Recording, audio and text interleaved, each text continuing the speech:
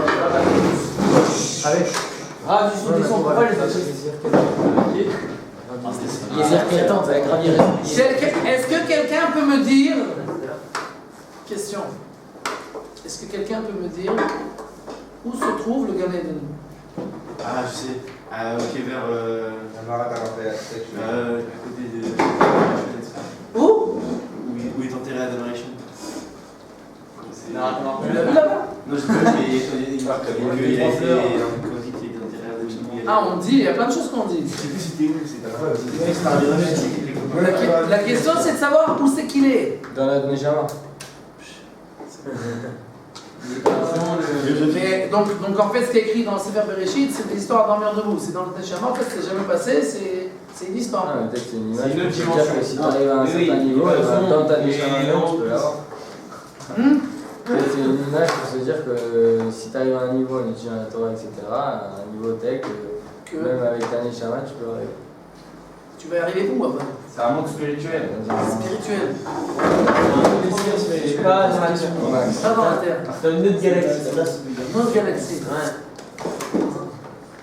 Qui est enterré à l'entrée.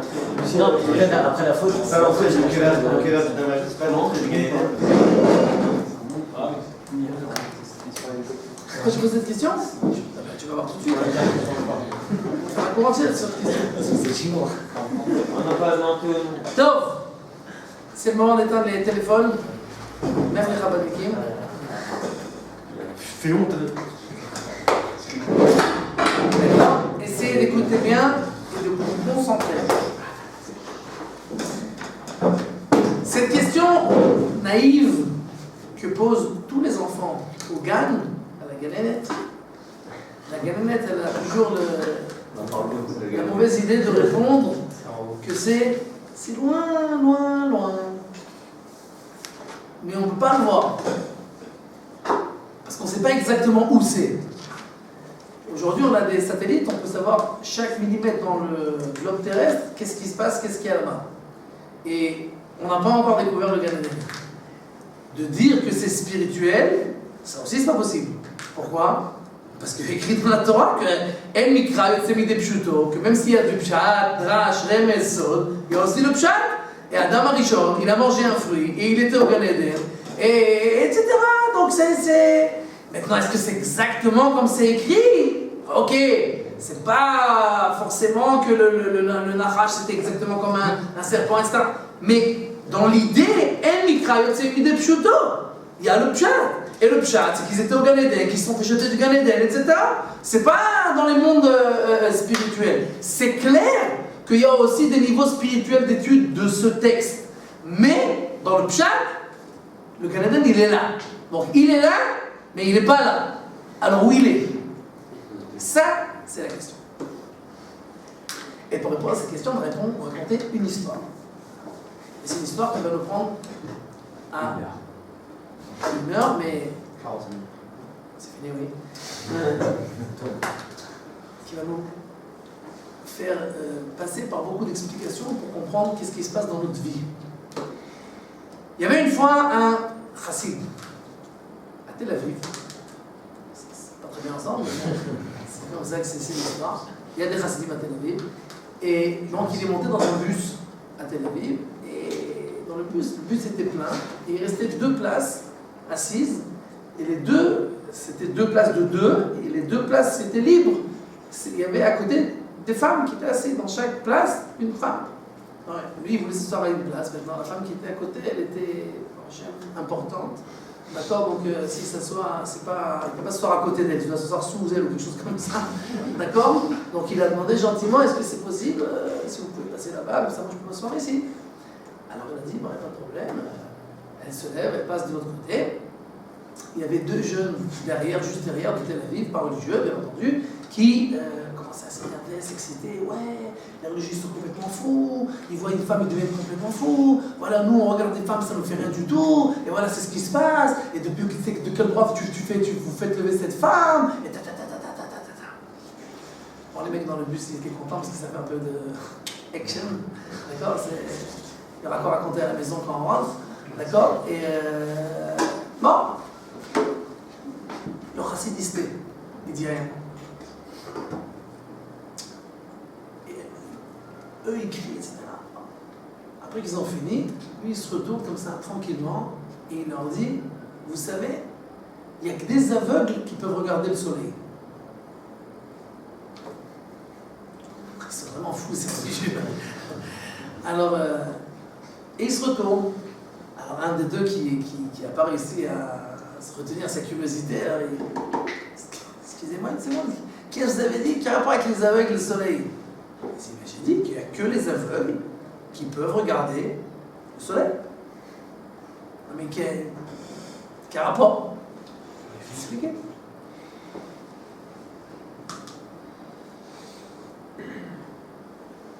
Vous avez déjà vu sûrement des amis à vous qui écoutent la musique. C'est ça?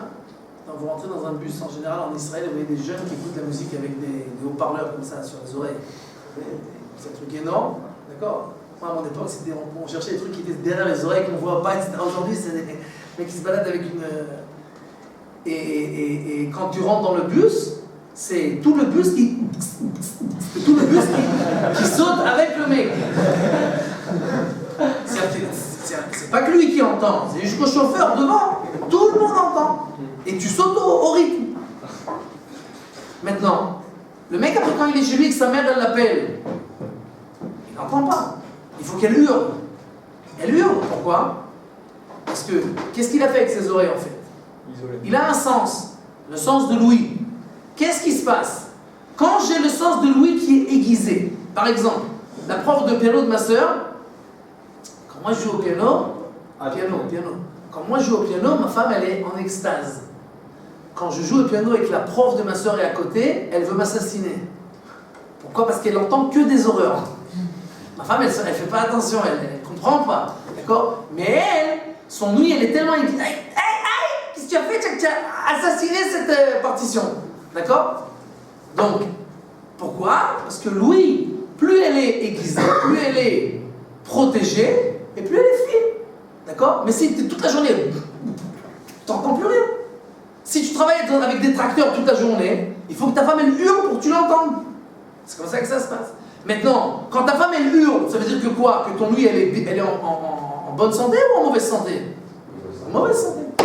Et c'est la même chose pour tous nos sens. Si quelqu'un, il prend l'habitude de boire du café avec 12 cuillères de sucre. Je connais des gens comme ça. D'accord? Ils mettent un peu de café dans leur sucre. Si je vais lui mettre 2 cuillères, qu'est-ce qu'il va dire? Ah, c'est amer, c'est pas possible, on ne peut pas avoir ça. Maintenant, pourquoi? Tout simplement parce que son sens du goût, il a été assassiné. Assassiné, il ne sent plus rien. Il faut qu'il soit très très puissant pour qu'il sente. De la même manière que celui qui a les oreillettes comme ça, il faut qu'il soit très fort pour qu'il entende. Si moi je regarde le soleil, je regarde le soleil, je suis en bonne santé, mes yeux ils sont en bonne santé, je regarde le soleil, je peux pas. Je regarde, je peux pas. Mais si je fais comme ça tout le temps, je vais m'habituer jusqu'à que je puisse le regarder. Quand je serai aveugle.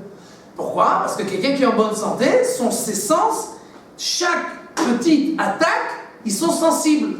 Mais plus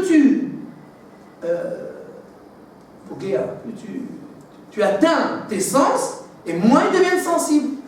D'accord? Donc, quand est-ce que tu pourras regarder le soleil? Quand tu auras tué ta rétine, d'accord? Alors maintenant, tu peux regarder le soleil, pas de problème. Mais c'est pas parce que tu es en bonne santé, c'est parce que tu es complètement malade. De la même manière, un violoniste qui vient pour faire donner un concert, et il demande au porteur de prendre ses bagages, il reste la petite valise du violon. Et le porteur il dit, alors, je n'ai plus de main, j'en ai que 2, vous pouvez prendre le violon? Il dit, non. Il dit, bah, pourquoi? Je peux pas. J'ai besoin de garder mes mains. Je dis, mais garde tes mains, c'est pas grave. Il dit, bah, bien entendu, toi qui as l'habitude de prendre des valises énormes toute la journée, tu sens plus rien dans tes mains. Mais moi, j'ai besoin de sentir chaque millimètre, quand ça joue, j'ai besoin de tout sentir. Donc je ne peux pas utiliser c'est-à-dire que je dois garder mon sens du toucher parfait. Et donc je ne peux pas l'atteindre du tout. Plus je l'atteindrai, moins je sens. Et moins je peux jouer comme il faut.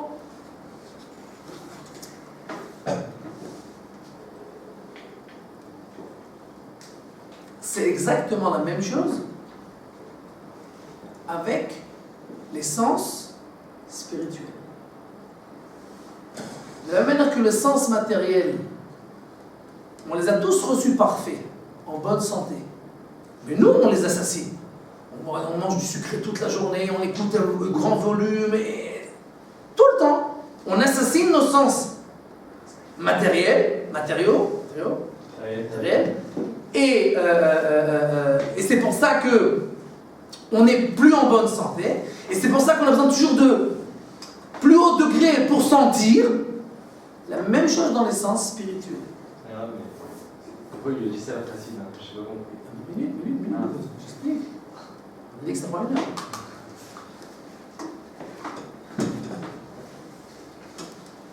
Mon fils, Raphaël, qui a aujourd'hui 11 ans, hein? Il grandit. Mais lui, à une époque où il avait moins que 11 ans. Il avait 6 ans, à peu près. On était en Belgique. Et maintenant, moi, je donne jamais mes enfants voir des films, ou trucs comme ça. Le maximum, c'est Doudou Fischer ou un dessin animé qu'on a vu avant, qu'on a vérifié, etc. C'est Coucher Véoucher. D'accord? Alors, une fois, je donnais à regarder à mes enfants un film qui s'appelle Joseph, le roi des rêves. Bien entendu, tout le monde fait qu'est-ce qu'il existe? Joseph, le roi des rêves, c'est Joseph, le roi des rêves, c'est Joseph, quoi. Bon. Je donne à mes enfants à regarder. Moi, puis d'un coup, je passe dans le salon et je vois Raphaël qui fait comme ça. Je dis, zut, quel fanat celui-là, c'est pas possible. Qu'est-ce qu'il y a dans ce film-là déjà qui peut faire comme ça? Alors, je m'approche et qu'est-ce que je vois? Joseph qui s'est marié avec Osnat, d'accord, et qui s'embrasse sous la roupa. C'est pas des religieux qui ont fait le film, d'accord? Et alors au début, je me dis, il exagère. Puis après je me dis, pas du tout. Il exagère pas. Il n'a jamais vu un homme et une femme s'embrasser. Jamais. Jamais. Donc c'est son sens spirituel de la vision, il est parfait. Donc la plus petite chose qu'il voit, aïe, ça le dérange. Moi, j'ai pas grandi à Bethel. J'ai grandi à Paris 11e. D'accord? Paris 11e, ce qu'on voit dans la rue, pas besoin d'aller à la télévision, ce qu'on voit dans la rue, eh ben, ça suffit pour te brûler la rétine jusqu'au bout. D'accord? Donc même moi, quand j'ai vu ce dessin animé, j'ai même pas fait attention. Pourquoi? Parce que j'ai pas fait attention, parce que ça... Une fois, je donnais un cours en Belgique, sur la télévision. J'ai parlé que c'est dangereux, etc. Faire attention. Alors, après la prière, quand tout le monde est sorti de la synagogue, je vois un mec qui vient avec sa femme, qui rentre dans la synagogue, qui vient vers moi. Moi, j'ai compris que c'était une attaque organisée. Et donc, il vient avec sa femme et il commence à s'exciter. Ouais, pourquoi les rabbinim, ils croient toujours qu'ils doivent parler de tout. Qu'est-ce que tu t'en fous sur la télé à la maison? Et c'est très bien de regarder la télé, et ça agrandit les horizons. Et vous connaissez toutes les histoires d'envers de vous. D'accord? Il s'excite. Bon. Ouais, et voilà mon fils, il est devenu fanatique à cause des gens comme toi, et il veut même plus regarder un match de foot, il dit que les gens ils s'insultent là-bas, et on ne peut pas regarder ça. Maintenant, j'ai dit, on va l'appeler Moïse pour l'histoire, d'accord? Je dis, dis-moi Moïse, c'est quoi le dernier film que tu as vu? Alors il me dit un nom de film. Je dis, et dis-moi, le film il était Badatz, caché à 100%. Il réfléchit une seconde, il me dit, ouais, sa femme derrière, menteur! Il y avait ça et ça. Je dis, ah ouais, c'est bon. C'est pas la peine d'explication, j'ai compris. Je dis, regarde bien ce qui se passe. Toi, tu t'excites, tu dis, ouais, la télé, c'est bien. Je te pose la question, est-ce que le film était caché? Tu réponds direct, oui. C'est-à-dire que tu n'as même pas fait attention. Alors, qu'est-ce que je préfère, moi? Un mec comme toi, qui a brûlé sa rétine complètement et qui voit toutes les cochonneries du monde et qui ne fait même plus attention, ou ton fils qui veut protéger sa rétine, qui ne veut rien voir qui peut l'endommager? Je te pose la question. Il n'avait pas quoi répondre. Maintenant, Qu'est-ce qu'il a dit ce chassid? Il n'y a que les aveugles qui peuvent regarder le soleil. Pourquoi ils s'excitent les deux jeunes? Ouais, le religieux, il voit une femme, il s'excite. Bah ouais. Toi, même si tu vois un film avec des cochonneries, ça t'excite pas. Pourquoi? Parce que plus rien t'excite.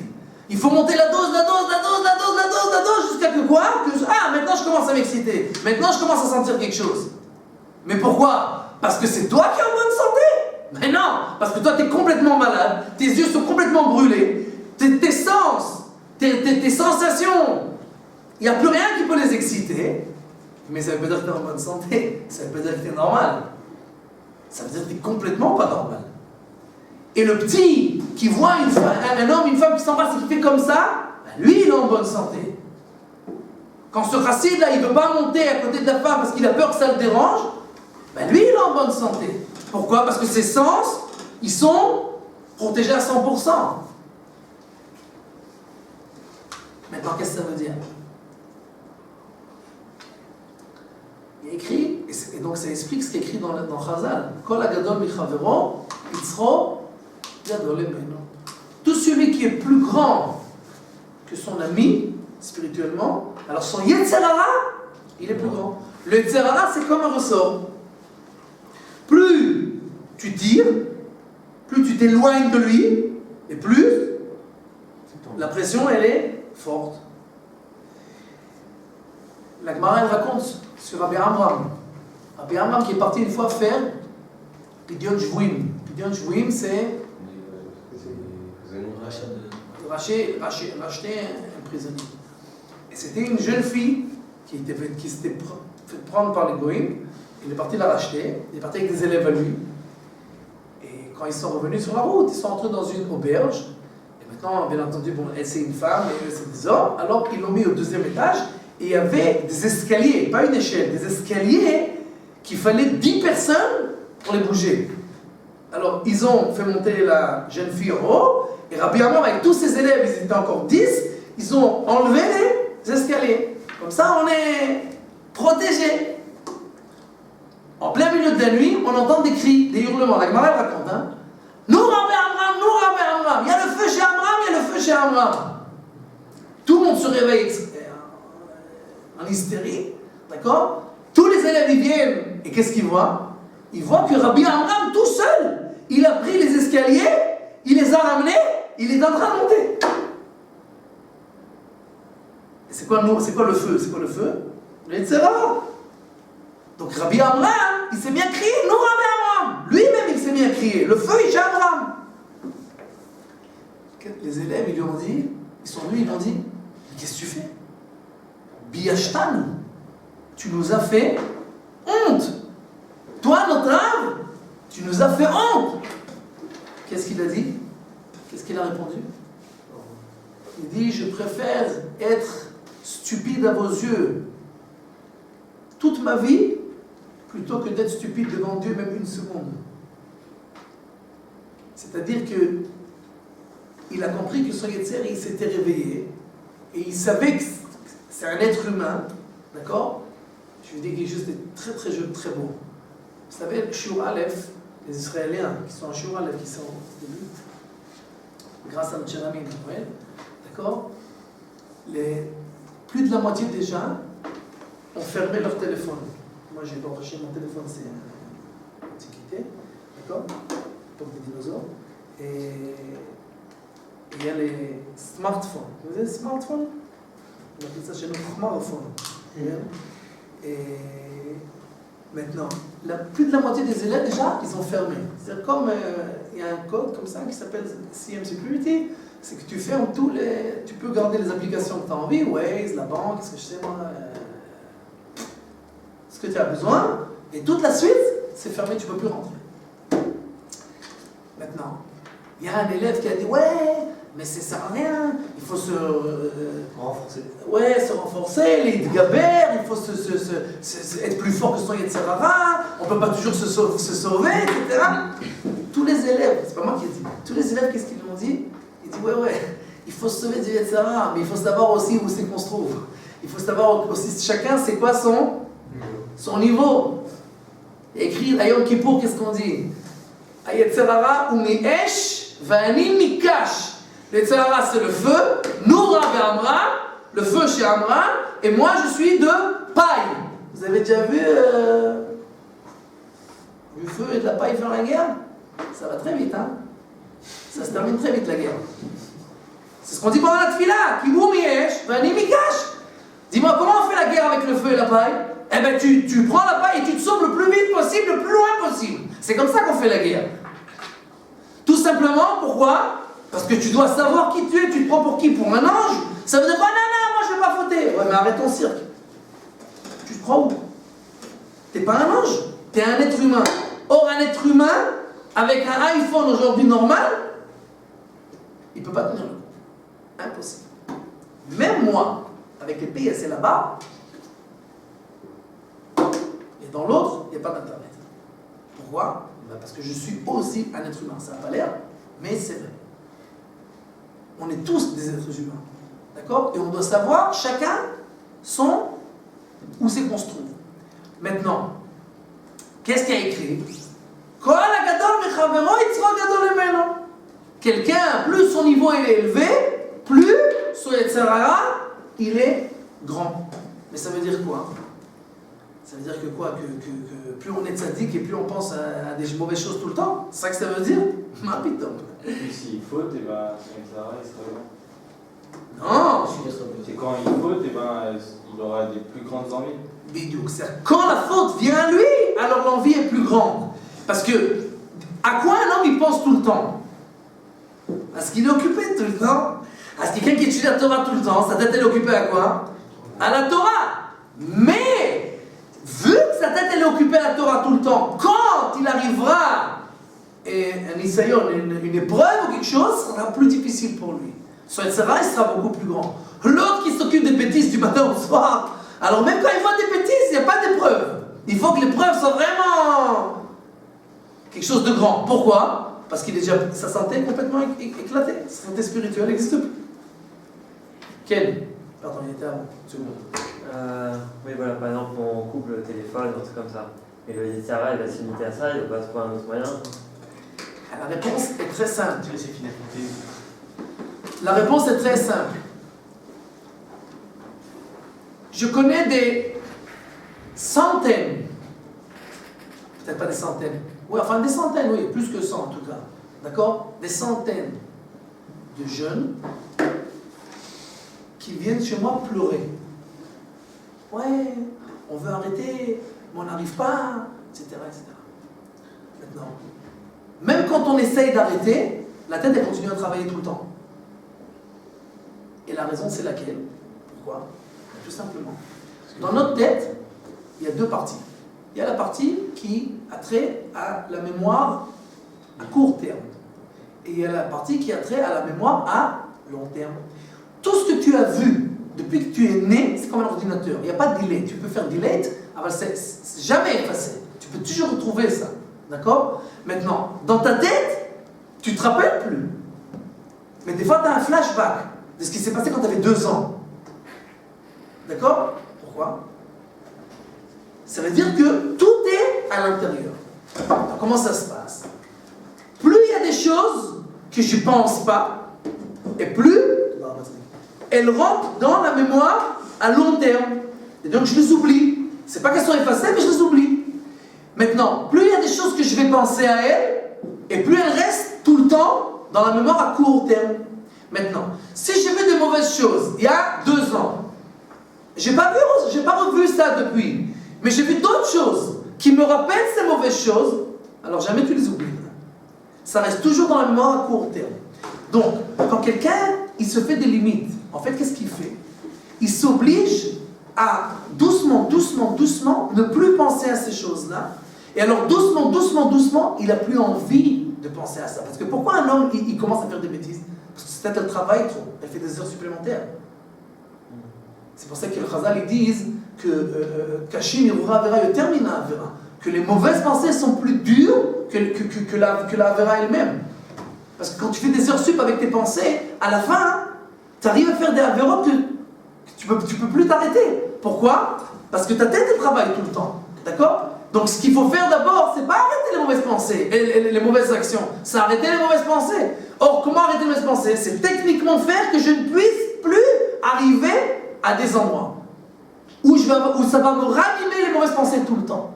D'accord? Donc plus on va espacer les intervalles où on a les mauvaises pensées, et plus ça va rentrer doucement dans les pensées, les mémoires à long terme. Et alors, bah, tu ne penses plus à ça, donc ça ne t'intéresse plus. Okay.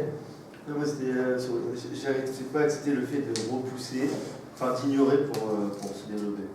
C'est-à-dire que, comme vous avez fait l'exemple avec le feu et la paille, alors au lieu d'éteindre le feu, on prend la paille, on la déplace. Et on laisse le feu s'allumer, on laisse le feu allumer. Pourquoi on n'éteint pas avec de l'eau? Mais qu'est-ce qu'il est mignon. Alors, tout ce que tu dis, c'est extraordinaire. Mais si, le temps que j'amène de l'eau et que j'éteins le feu, ben, il n'y aura plus personne pour éteindre le feu. Donc d'abord, je prends la paille et je l'amène loin. Et après, je reviens avec des seaux et j'éteins. C'est quoi l'eau? Ah, bravo. D'abord, tu t'éloignes. Et là, ça va dans la poche, c'est fini, il n'y a plus. Maintenant, le Yitzhara, il existe encore. Et là, prends le Babakama, fais 10 chazarot sur chaque maseret. Et là, tu vas commencer à éteindre le feu. Rav Kook, il dit que pour enlever une mauvaise pensée, il faut remplacer par une bonne qui est similaire à ça. Exact, Laurent Bilbovitch aussi dit ça. C'est pas encore dit. Demande sur Google.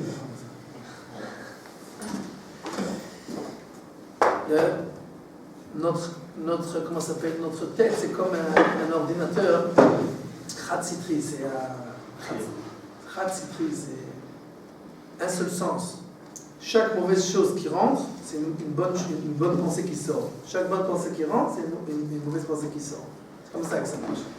Dans ta tête, il n'y a pas la place pour, dans la mémoire à court terme, pour se rappeler de tout. Donc, tu as comment ça s'appelle, un réceptif limité.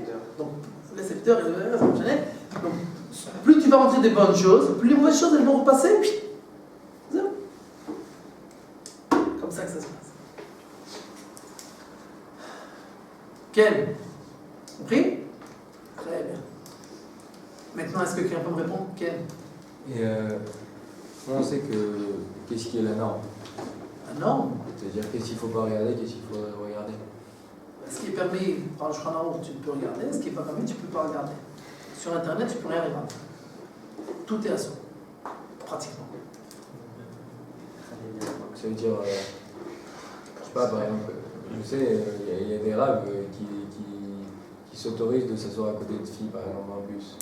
Parce que c'est pas vraiment leur attention de s'asseoir à côté d'elles. Parce qu'ils connaissent un niveau comme ça. Ça dépend du niveau de la fille aussi. Mais il ne connaît pas la Ça,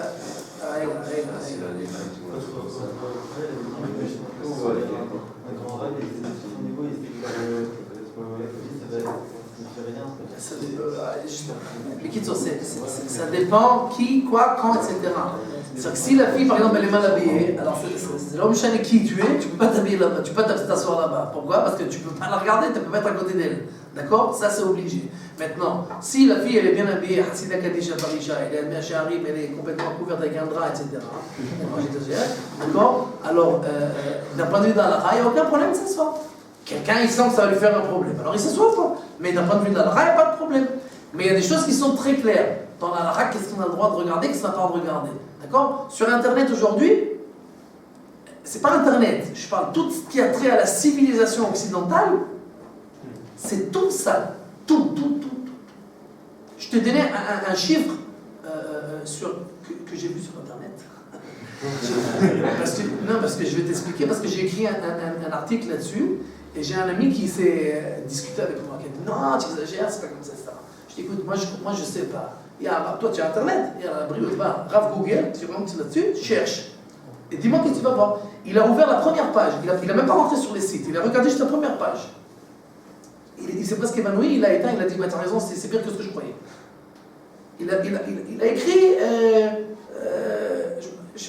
il a écrit combien de pourcentage pornographique sur Internet, quelque chose comme ça, je me rappelle. Premier site, il y avait écrit Mercab, c'est une recherche, d'accord, 30% 37% du tochen, c'est-à-dire du contenu sur Internet, 37% du contenu, il est pornographique. Je ne sais pas si tu comprends, ça veut dire quoi 37% du contenu. À Internet, c'est tout, c'est le monde entier. C'est les banques, c'est le travail, c'est les trucs de vente, tout le monde entier il est là-dedans. Et dans ce monde entier qui est là-dedans, il y a 37% de contenu qui est pornographique. Maintenant, tu comprends bien que pornographique, c'est pas pornographique de la Torah. Parce que si tu vas dans la Torah, c'est 90% qui est pornographique.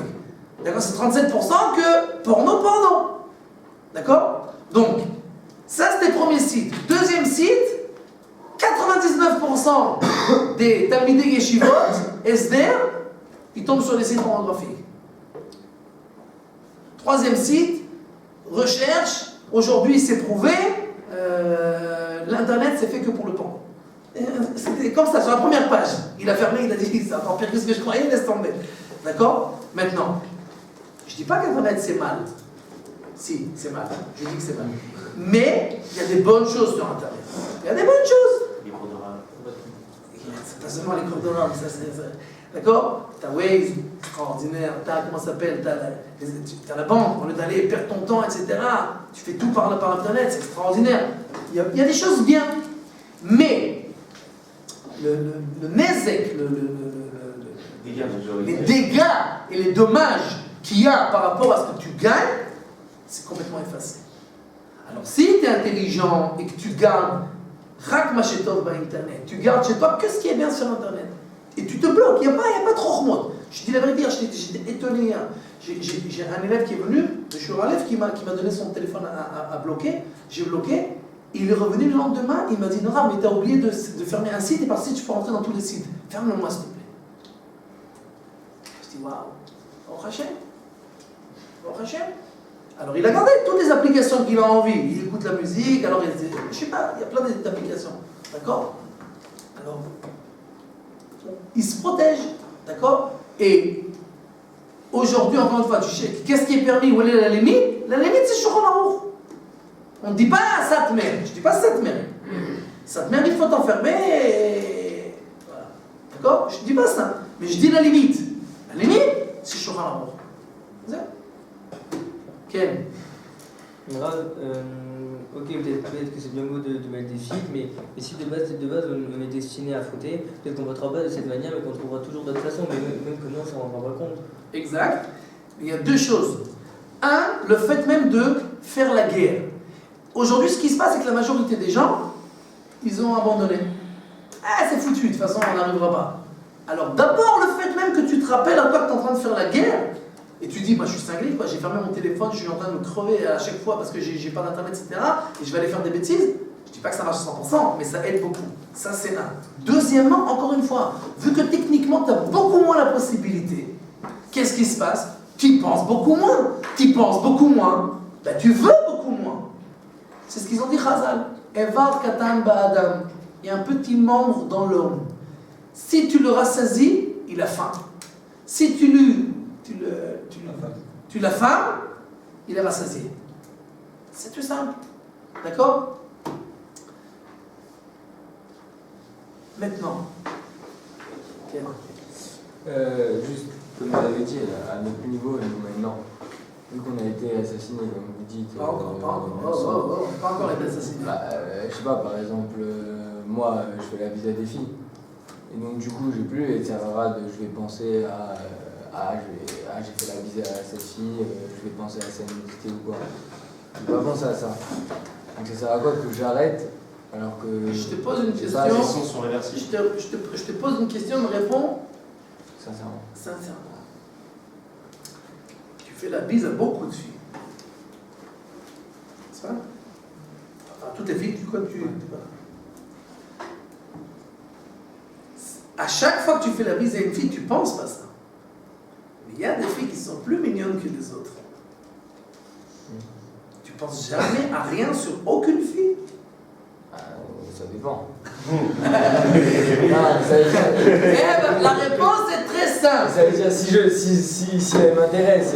Voilà, c'est pas compliqué, beau gosse. Non, mais maintenant, j'en ai une en cible. écoute, beau gosse. C'est pour ça que nos sages, ils ont une règle très simple qui s'appelle l'oploug. C'est-à-dire quoi l'oploug? On ne fait pas des différences. Je ne vais pas dire, écoute, toi, bon, de toute façon, t'es moche, aucune fille te voudra. Toutes les filles que tu connais, elles ont 70 ans et plus. Elles sont toutes moches, c'est bon, tu peux. Toi, tu es beau gosse. Allez, ça va. Toi, c'est interdit. Ça marche? Non, parce que c'est pas ça, c'est pas selon la beauté, c'est juste que, voilà, par exemple, Exact, c'est pas très selon- belle, mais j'ai pas envie d'avoir C'est vrai, il y a des filles qui sont plus belles et que t'as pas envie, il y a des filles qui sont belles et que t'as oui envie. Donc les chazal, ils vont pas commencer à dire, écoute, on va te donner Une liste. pas une liste ou une machine, tu fais pas passer les filles et puis. Tu peux faire les choses. Maintenant, tout simplement, vu que on parle de la spiritualité d'un homme, donc on peut pas s'amuser avec ça. C'est pas possible de s'amuser. D'accord? Parce que tu commences avec une, tu continues avec l'autre, exactement, tu joues avec le feu. Et quand tu joues avec le feu, des fois tu ne te brûles pas, mais quand tu te brûles, t'es foutu. Parce que c'est de la peine. Ken, Lui, il a donné l'exemple que si je mets un aiguillage, que je vais faire la bise à la fille. C'est-à-dire que moi, je mets un aiguillage, je dois jouer avec les filles, je leur dis, ah non, désolé, je fais pas la bise. C'est-à-dire peut-être que je vais pas avoir des pensées ou des envies sur elle. Non, c'est peut-être que je la touche pas. exact, mais alors, encore une fois, il y a le Shulchan Aruch. Si tu touches pas les filles, mais tu le regardes sans arrêt, Non, Regarde. Donc, c'est la même chose. Tu fais quelque chose qui est interdit dans le Shulchan Aruch et qui t'amène à avoir des mauvaises pensées. Donc, ça change rien. D'accord? Mais si tu te protèges, ni tu regardes les filles, ni tu fais la bise aux filles, etc. Donc, en fait, tu te protèges tout le temps. Maintenant, quelqu'un a déjà vu Eliyahu Hanavi? Il est quoi? Qui? Il y a un avis. Eliyahu Hanavi. C'est Tu possible. penses? Ouais? Où tu l'as vu? La Sénat? Non, c'était pas ça. Moi je le vois tous les jours. Sur un routal le soir. En courant, La prolongation, Maintenant, vous savez qu'il y a des. Dans toutes les générations, il y a des rabbinim qui étudient avec Eliyahu Hanavi. pas de rien pour eux. La Tunisienne, là, par hasard. Tu es Marseillais. Ouais, j'ai remarqué ça. Maintenant, Eliyahu Hanavi, il est là ou il n'est pas là? J'ai jamais compris ça. Ah ben, tu vas comprendre aujourd'hui, mon prochain. C'est exactement la même question que le Gan Eden. Le Gan Eden, il est là ou il n'est pas là? Dans cette pièce, à part vous, les tables, les chaises, qu'est-ce qu'il y a encore? Des murs, de l'air, lumière. Toujours vide. Ça dépend si on est. Mais bon, à part ça. Une maison. À part ça. La spiritualité. Des démons. Déjà J'ai mis le démon de l'air. à la droite et il à la gauche. Il y a nous, notre personnalité. C'est ça, ouais. Dis-moi, vous avez jamais été à l'école ou quoi? De l'air, des anges. De l'air. Qu'est-ce qu'il y a à part l'air? Carbone et de l'air. Les anges, c'est des démons. Des atomes. Voilà. Des atomes, des microbes, des ondes. Si on avait ici des capteurs spéciaux, alors il y a plein d'ondes radio ici qui se promènent, des ondes satellites qui se promènent, des ondes de téléphone, de télévision. Et si tu as une machine, ils sont là. C'est pas spirituel, c'est matériel. Sauf que toi, tu le vois pas. Pourquoi? Ben parce que tes yeux, ils sont pas faits pour ça. Si tu avais une machine spéciale, tu verrais maintenant la pièce pleine. Pas un truc spirituel, matériel à 100%. À 100% matériel. Sauf c'est quoi ton problème? Tes yeux, ils marchent pas pour ça. Pourquoi tes yeux, ils marchent pas pour ça? Mais tout simplement parce qu'on est tous malades. Plus ou moins. C'est pas seulement le fait de voir des filles ou pas voir des filles. C'est non seulement de voir des filles ou de voir Eliyahu Hanavi. Parce que Eliyahu Hanavi, il est là. Le rabbin qui étudie avec lui, il est là. Mais toi, tu ne le vois pas. Pourquoi? Parce que tes yeux, ils ne marchent plus comme il faut. Comment on appelle le Navi en hébreu dans la Torah, dans le Tanakh? Shmuel, le Navi, comment on l'appelle? Le prophète.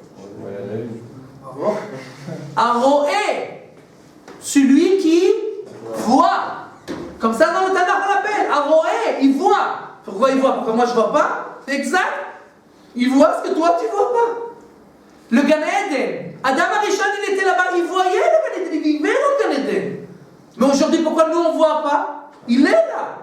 Il est là bien sûr. Mais tes yeux ils sont pas au niveau pour voir. Et c'est pas spirituel, c'est matériel à 100%. Sauf que c'est une matérialité qu'il faut un appareil qui a 100% qui marche pour le voir. Qu'est-ce qui est écrit? C'est pour ça qu'il est écrit dans le Zohar que les Talmidei Chachamim, c'est pas n'importe qui, c'est ceux qui savent toute la Torah. D'accord? Il y a écrit qu'ils sont dans le Gan Eden dans ce monde-là. Alors, quand on lit ça, on dit, ça veut dire que, ouais, bon, c'est sympa, c'est ouais, philosophique. Mais c'est le pshat. Ils sont dans le Gan Eden dans ce monde-là. Pourquoi? Parce que le Gan Eden, il est dans ce monde-là. Sauf que eux, ils le voient. Et toi, tu le vois pas. Mais il est là. Donc en fait, quand tu vas chez un rab, par exemple, aujourd'hui moins, mais il y a des grands rabbinim, comme le rabbi Lubavitch, par exemple, pour ne citer que lui, d'accord? Il voyait tout. Comment t'expliques ça? Moi j'ai entendu du Rav Stavatitsky. Rav Stavatitsky, qui est chaliach de Chabad à Anvers. Il nous a raconté qu'une fois il est parti aux États-Unis chez le rabbi, il devait aller lui poser une question. Et son voisin lui a dit, s'il te plaît, demander une bracha pour moi, au rabbi. Il lui a dit, écris-moi ton nom. Alors il a écrit Reuven ben Esther.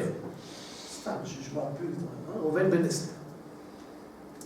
Et le Rav Stavatitsky, il est arrivé à New York, et quand il était devant chez le rabbi, il s'est rappelé d'un coup qu'il devait donner la bracha, demander la bracha. Alors il a cherché le papier, et il ne se rappelle pas, et il n'a pas trouvé. Alors il a dit, zut, comment je vais faire? Il a dit, bon, je sais comment il s'appelle, Reuven, c'est mon voisin. Et il a écrit, bon, je vais écrire Reuven ben Sarah. Parce que Sarah, c'est la mère à tout le monde. Quand quelqu'un est converti, on écrit Ben Sarah, Ben Avram. Alors il écrit Reuven ben Sarah, les brachas. Alors il rentre, il dit, le rabbi Lubavitch, il avait un crayon de cette taille. C'est-à-dire qu'il utilisait tout jusqu'au bout. Jamais il jetait. C'est pas le tachrit. Donc il avait un crayon de cette taille. Alors il rentre, il dit, il lui donne le papier. Alors le rabbi prend le papier, il regarde, il prend son crayon, il barre Sarah et il écrit Esther Dvorah. Alors Rav Stavatitsky, il dit, ouais, maintenant je me rappelle, c'est vrai, ça s'appelle Esther. D'accord, mais Dvorah, je ne crois pas qu'il m'a dit. Mais bon, quand tu es chez le rabbi, tu ne poses pas de questions. Donc il a dit, il a béni. Quand il est rentré chez lui, il dit, dis-moi, ta mère, elle s'appelle comment? Il dit Esther. Il dit, pas Esther Dvorah? Il dit, non, Esther. Il dit, c'est pas possible, le rabbi, il a écrit Esther Dvorah, il a barré, moi il a écrit, il a expliqué, il a barré, il a marqué Esther Dvorah. Il dit, mais elle s'appelle pas Esther Dvorah, elle s'appelle que Esther. Le soir même, il appelle, ce voisin, il appelle Rav Stavatitsky, il dit, écoute, c'est pas possible. J'ai parlé avec ma mère, et je lui ai posé la question, est-ce qu'elle avait un autre nom? Et elle m'a dit non. Et je lui ai dit, est-ce que tu t'appelles pas Dvorah? Parce que le rabbi, elle lui a raconté l'histoire. Alors elle s'est tue, et elle a dit, mais c'est pas possible, comment il sait?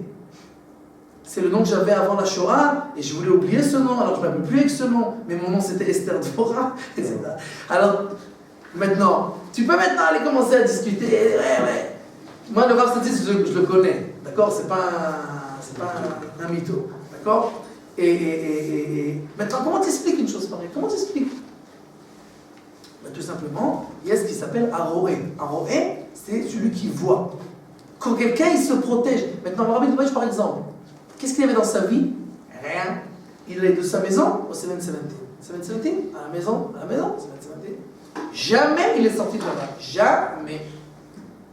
Tous les présidents des États-Unis étaient chez lui, il n'est jamais sorti de chez lui.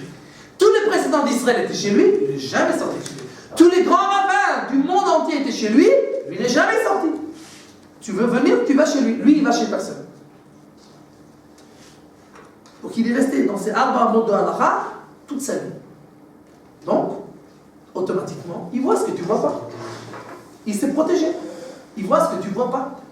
Je vais donner un exemple. C'est pas compliqué. Quand ma fille Tamar, elle était petite, elle avait 3 ans, quelque chose comme ça, on était à Kochav Yaakov, avant de partir en Shlichut, en Belgique. Alors à Kochav Yaakov, le Shabbat, c'est fermé, il n'y a pas de voiture qui voyage. Alors une fois, on a vu une Jeep. Et alors, elle est devenue hystérique. Ma, Minosem Beshamat. אמרתי לה, לא, זה צבא. אבל מה, זה אסור. Non, je dis non, si c'est l'armée, c'est permis Shabbat, c'est pikuach nefesh. Bon, elle s'est calmée. Quelques temps après, on était à Ashdod, chez mes parents. À Ashdod, il n'y a pas que des religieux. Des gens qui voyagent. Alors, il y a plein de voitures sur la route. Alors ma fille, elle dit, oh là là, Kamatz, combien il y a d'armée ici, là, c'est pas possible, là. Je dis, non, c'est pas de l'armée. Alors elle me dit, sérieux, 100%, elle me dit, quoi? Autant de goïms? Je dis, mais non, c'est pas des goïms. Alors je comprends pas. C'est pas des goïms, c'est pas l'armée. Alors qui c'est? Je dis, mais c'est des juifs. Je dis, mais c'est assourd. Elle comprend pas. Je dis, mais c'est assourd. Je dis, ouais, malheureusement, il y a des juifs que... Oh. Maintenant, depuis, elle voit des gens voyager. Ça lui fait plus rien. Tout simplement pourquoi? Mais parce qu'elle s'est habituée. La première fois qu'elle a vu un Chiloul Shabbat, son cœur, il a crié Shabbat! Heureusement qu'elle n'est pas d'épire. D'accord? Shabbat! Pourquoi? C'est pas possible. Comment on transgresse Shabbat?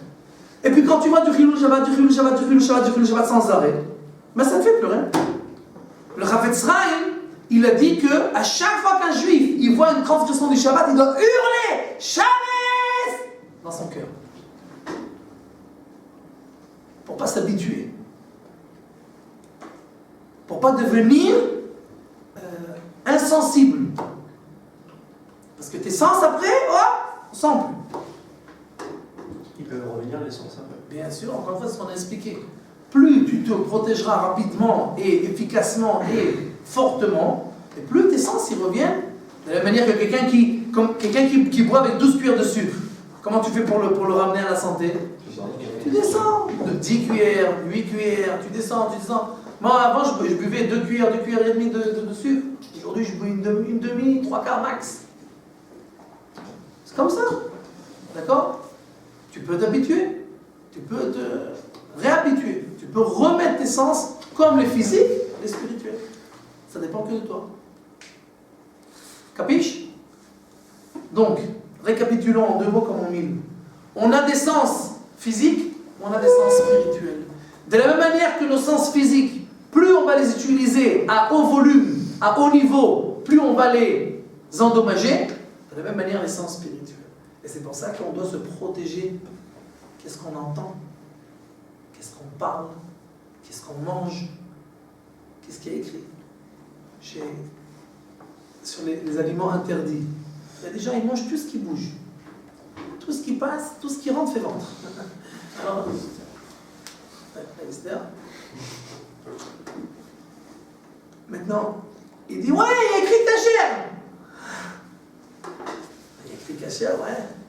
Et si tu avais acheté un diamant à ta femme et qu'il y a un certificat, mais que tu as un ami qui te dit que ce diamant c'est un faux, tu dis, je m'en fous, j'ai un certificat. Arrête ton charme. Pour une bière, tu vas aller tuer le vendeur. D'accord? Parce que tu as un doute que ton ami t'a dit que peut-être. Et pour la cache-route, ouais, c'est bon, il y a écrit cachère. Qui c'est qui donne la cache-route? Comment elle est cette cache-route? Moi, j'ai une fois qu'un Belgique qui est venu, il m'a amené un truc de sauce. Teriyaki, je ne sais pas comment ça s'appelle, chinois. Il me dit, c'est cachère? Je dis, j'en sais rien, il écrit cachère, mais je ne connais pas du tout c'est quoi ce signe.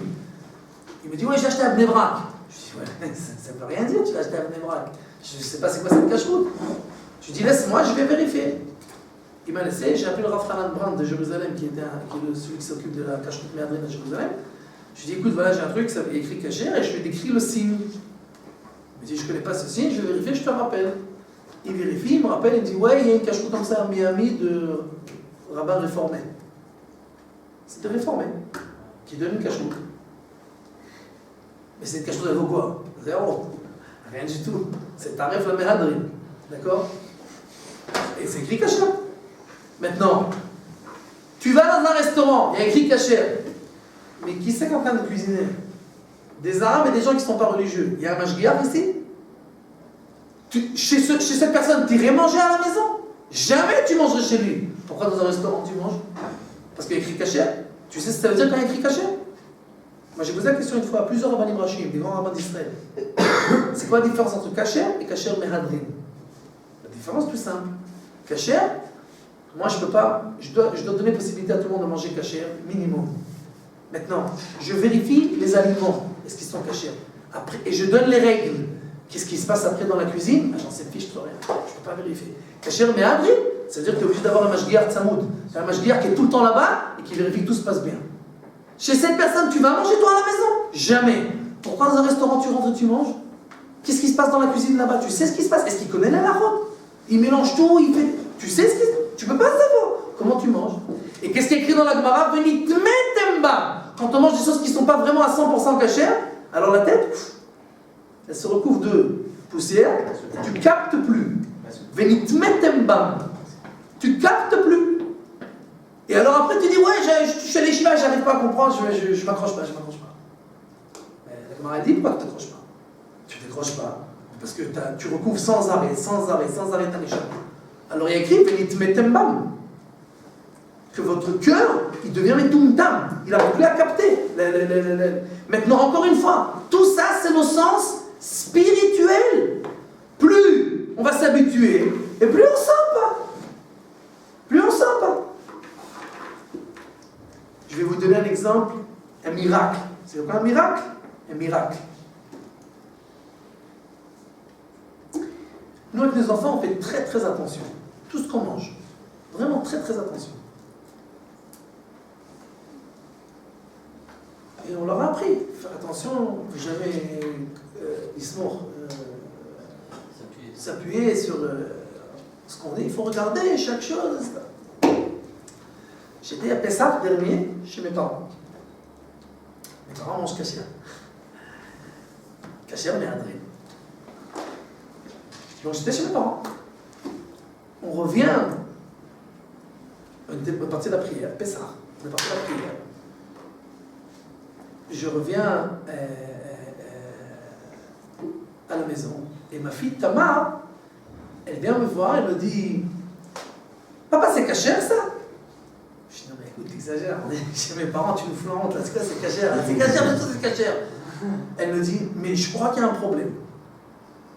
Maintenant, elle a 12 ans, la petite. D'accord? Je dis, je raconte quoi? Un gâteau, quand je connais, c'est Arva, ça s'appelle un gâteau, je dis, c'est qu'est-ce qui t'arrive toi? Elle m'a dit, mais non, mais regarde, c'est pas possible. Je dis, mais qu'est-ce qui t'arrive? Elle me dit, enfin, écoutez maintenant l'histoire. La petite, Moria, qui a 8 ans, elle s'est levée, elle voulait manger. Alors, mon père, quand il est sorti, il a mis des gâteaux sur la table de la cuisine. Comme ça, les gosses, quand ils se lèvent, ils ont quoi manger. La petite Moria, elle sait qu'elle mange rien sans regarder. Alors elle a regardé. Et elle a demandé à sa sœur, c'est quoi la bracha? Alors Tamar, elle a pris le gâteau. Et comment on fait pour savoir si c'est quoi la bracha? On regarde de quoi c'est fait. Elle regarde. Et elle voit qu'il y a écrit Kemachita. Kemachita, c'est farine de blé. Alors elle vient me voir et me dit, moi je sais qu'à Pessah, tous les gâteaux on les fait avec la farine de pommes de terre. Et que la bracha c'est chez Akol. Et là il y a écrit farine de blé, bracha, mezonot. Je regarde bien. C'est un gâteau qui était chametz à 100%.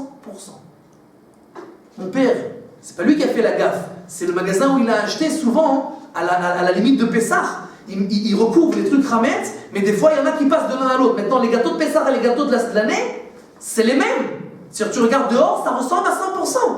Là il y avait écrit chametz gamour dessus, c'est du chametz gamour.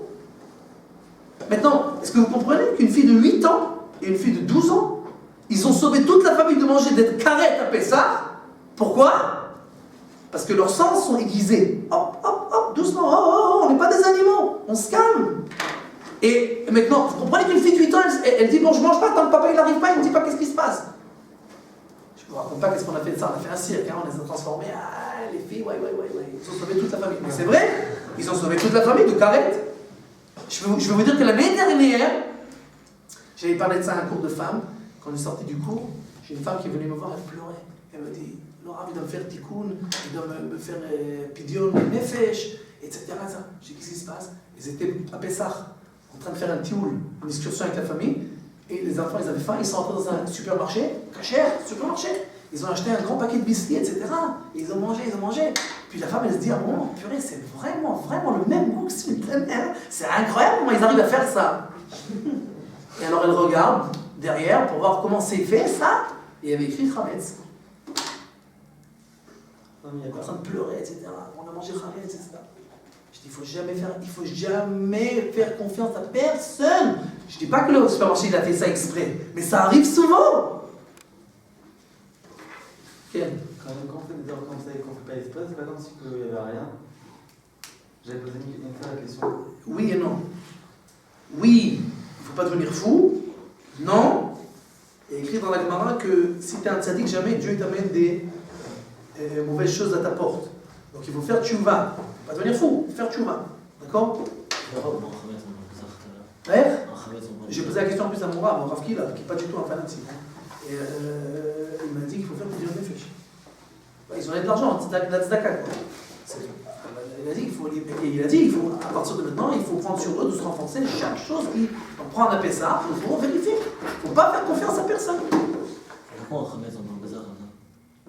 Rien, il faut le brûler, c'est où?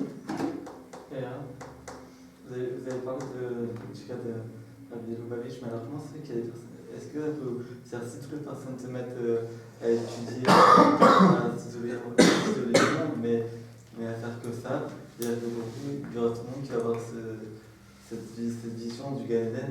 Il est écrit qu'à la fin des temps, on aura tous cette vision du Gan Eden dans notre Hashem. Parce qu'il est écrit que que Dieu va effacer les Yetzer Hara. Et donc automatiquement, tout sera réparé. Les Hashem, mais Karov Mamesh. Il y a une seconde que je termine d'abord. Est-ce que vous avez compris? Donc vous comprenez que même tes petits-enfants, plus tu les protèges, et plus leurs sens sont aiguisés et ils arrivent à ne pas fauter. Et à sauver même leurs parents. Donc c'est quelque chose qu'on doit se rappeler tout le temps. Nos sens, on doit les protéger. Comme on protège notre santé physique, on doit protéger notre santé spirituelle. Ken? Le but qu'il faut s'éloigner du etc. Il faut trouver tous les jours pour s'éloigner. Ken? Ok, proche, je devrais pas faire alors.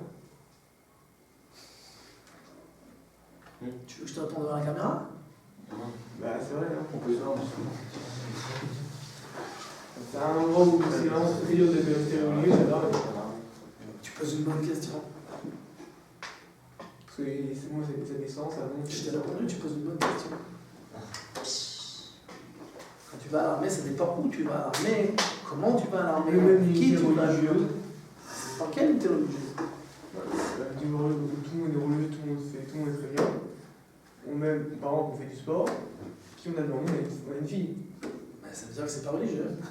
Non, mais c'est là qu'on ne pas tout. Enfin, mais il y a des unités où il n'y a pas de filles. Ça existe pas. Par exemple, je suis dans la voiture. Qu'est-ce que la musique qu'on a?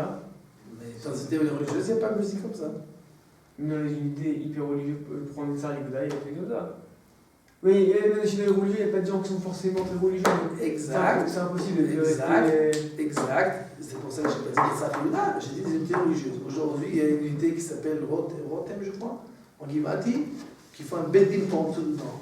Tu dois passer 3 organiques pour entrer dans cette unité, parce qu'ils veulent vérifier que tu es vraiment religieux. Et alors là-bas, c'est un Tarat HaKodesh. C'est pas facile. C'est une très bonne question. Et c'est pour ça qu'il faut jamais accepter. Il ne faut pas accepter. Parce qu'en fait, qu'est-ce qui se passe? Nous, on est des tzadikim, on est des gens. On ne peut pas venir et imposer aux gens. Si, moi j'ai toujours fait ça à l'armée. Ah ça marche. Ah, si tu es tout seul, ça ne marchera pas. Mais si tu es avec tout le monde derrière toi, tu dis on ne fait pas l'exercice. Oui, c'est compliqué. Il y a plein de gens qui disent qu'on ne fait pas, on ne peut pas faire. On ne fait pas. Ah, c'est mais vrai. il y a plein de gens qui ne peuvent pas, avec des détails, qui ne peuvent pas changer. Il faut changer. Ça, je vous avais dit déjà avant l'armée. Il faut, depuis le début, fixer des règles avec les mefakdim, toutes les règles. Il n'y a pas à chaque fois on va commencer à discuter.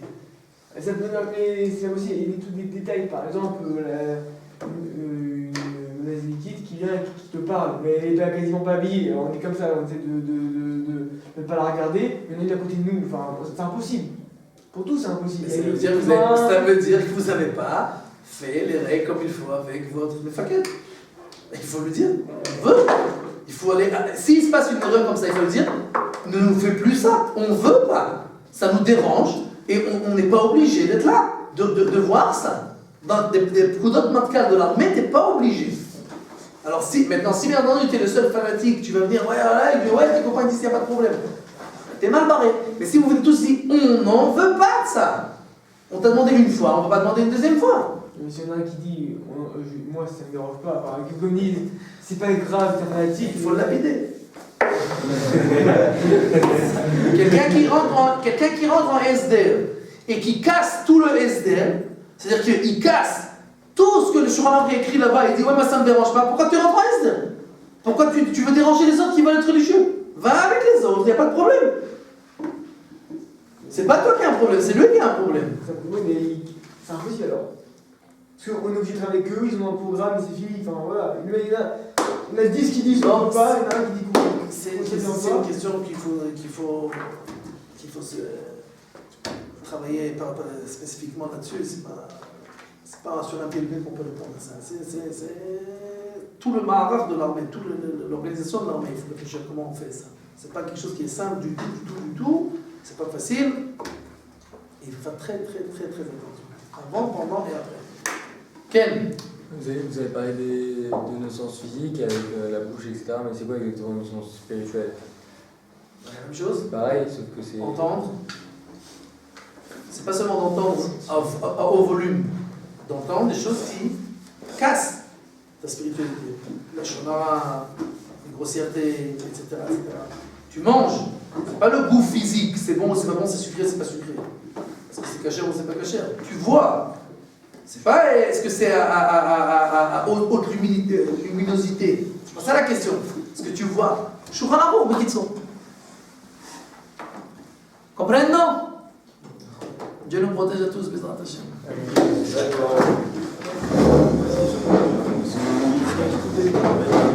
Il rit à donner le moyen.